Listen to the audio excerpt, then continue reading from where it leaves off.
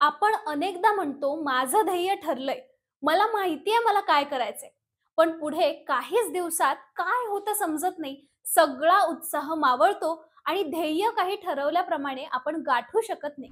पण आजचा व्हिडिओ बघितल्यानंतर तुमचं ध्येय ठरलेलं असेल किंवा नेमकं मला काय करायचंय हे माहिती नसेल, तरीही तुमचा सगळा गोंधळ दूर होणार आहे. आणि अगदी लहान किंवा कितीही मोठं ध्येय असेल तरी ही 9 स्टेप मेथड वापरली तर ते पूर्ण होणारच. त्यामुळे व्हिडिओ शेवटपर्यंत नक्की बघा. सगळ्यात आधी एक फरक लक्षात घेऊया, स्वप्न आणि ध्येय यामधला. समजा तुमचं एक स्वप्न आहे, मला श्रीमंत व्हायचंय, किंवा दुसरं एक स्वप्न आहे, मला माझं वजन कमी करायचंय. या दोन्ही गोष्टी ध्येय होऊ शकतात, पण मी आत्ता त्यांना स्वप्न का म्हणतेय? कारण आत्ता यात कोणतीच टाइमलाईन नाहीये, प्लान नाहीये किंवा ऍक्शन सुद्धा नाहीये. फक्त इमॅजिनेशन आहे. आणि तेच इमॅजिनेशन जेव्हा क्लिअर प्लान, टाइमलाईन आणि ऍक्शन सोबत येतं, तेव्हा आपण त्याला गोल किंवा ध्येय असं म्हणतो. एक्झाम्पल देते. मी पुढच्या वर्षभरात आत्ताचा जॉब स्विच करणार आहे. पुढे जास्त पगाराची नोकरी मिळण्यासाठी माझ्या फील्डमधले काही सर्टिफिकेशन कोर्सेस पूर्ण करणार आहे.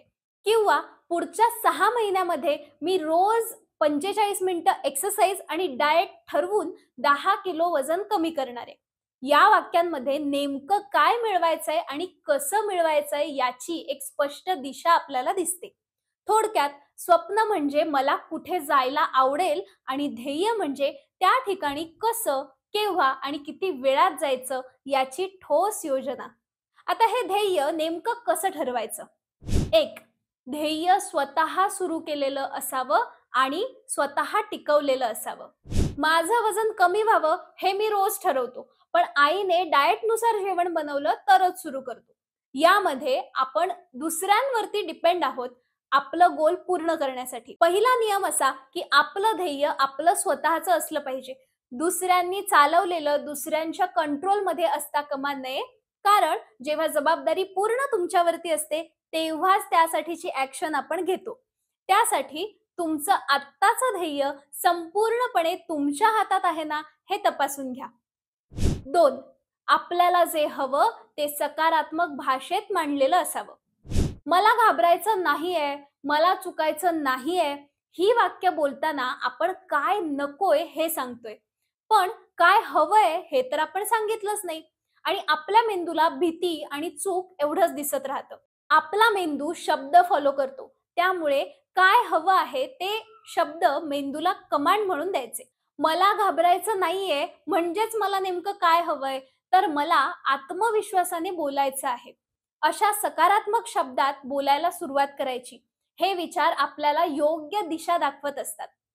तुम्ही तुमचं ध्येय कोणत्या शब्दात मांडताय हे बघा आणि त्याला जास्तीत जास्त सकारात्मक शब्दात मांडता येईल का याचा विचार करा.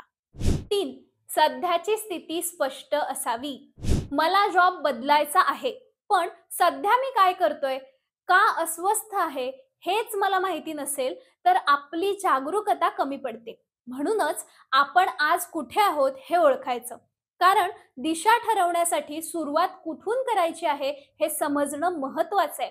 त्यासाठी तुमची आत्ताची स्थिती काय आहे हे लिहून ठेवा. 4. योग्य संदर्भात उद्दिष्ट असावं. मला बिझनेस वाढवायचा आहे, पण कधी, कुठे, कुणासाठी हे तपासलंच नाही. त्यामुळे काम सुरू करणंही कठीण जातं आणि सुरू केलंच तर जास्त काळ टिकत नाही. म्हणूनच ध्येयाला वेळ, ठिकाण आणि परिस्थितीही हवीच. उदाहरण सांगते. मी पुढच्या 3 महिन्यात ऑनलाईन क्लासेस सुरू करणार आहे IT प्रोफेशनल्ससाठी. यामध्ये वेळ, ठिकाण आणि परिस्थिती तिन्हीची क्लॅरिटी आहे. असंच तुमच्या ध्येयाचा वेळ, काळ आणि स्थळ हा तुम्हाला ठरवायचा आहे. 5. ध्येयासाठी लागणारे साधन स्रोत म्हणजेच रिसोर्सेस स्पष्ट असावेत. मला YouTube सुरू करायचंय, पण माझ्याकडे कॅमेरा नाहीये, स्क्रिप्ट लिहायला वेळ नाहीये आणि बोलायचीही भीती वाटते. तर सर्वात आधी मला कॅमेरा घ्यावा लागेल. वेळ मिळत नसेल तर टाइम मॅनेजमेंट करून वेळ काढावा लागेल आणि बोलायची भीती आहे तर कॉन्फिडन्स वाढवावा लागेल आणि त्यासोबतच रोज थोडा वेळ कॅमेऱ्यासमोर बोलण्याची प्रॅक्टिस करावी लागेल. तर कोणतंही ध्येय साध्य करण्यासाठी लागणारी साधनं, त्याबद्दलचं ज्ञान कुणाकडून मदत लागणार असेल तर ती आधीच ठरवायची आहे. त्यातलं जे नसेल ते आधीच गोळा करायचं आहे. तुम्हाला तुमचं गोल पूर्ण करण्यासाठी अशी कोणती साधनं लागणार आहेत त्याची एक लिस्ट तुम्ही नक्की बनवा. 6.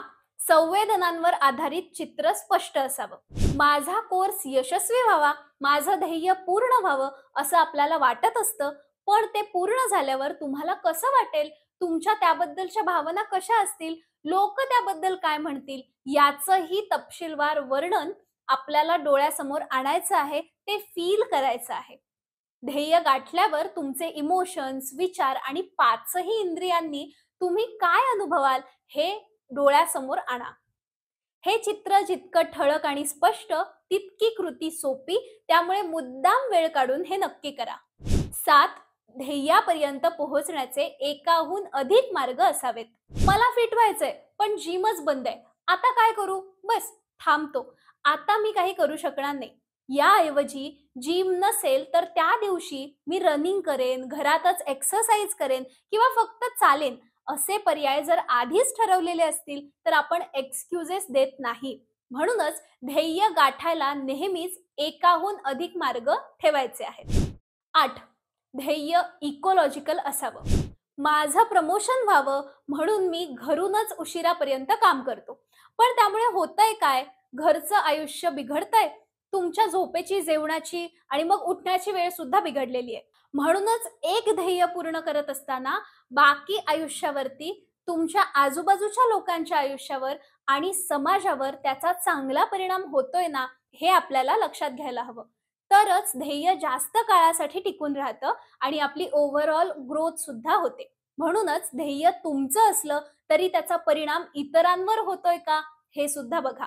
तुमच्या आयुष्याच्या अजून कुठल्या ॲस्पेक्टवर त्याचा परिणाम होतोय का, मग तो पॉझिटिव्ह होतोय का निगेटिव्ह, हे नक्की तपासा. कारण यशापेक्षा लॉस मोठा होण्याची शक्यता असते. 9. पहिलं पाऊल स्पष्ट असावं. मला वजन कमी करायचं आहे, व्हेरी गुड, पण पहिलं पाऊल काय असणार आहे? मग ते तुमच्यानुसार काही असू शकतं. जसं की आजपासून मी साखर कमी करणार आहे किंवा जेवल्यावर शतपावली करणार आहे.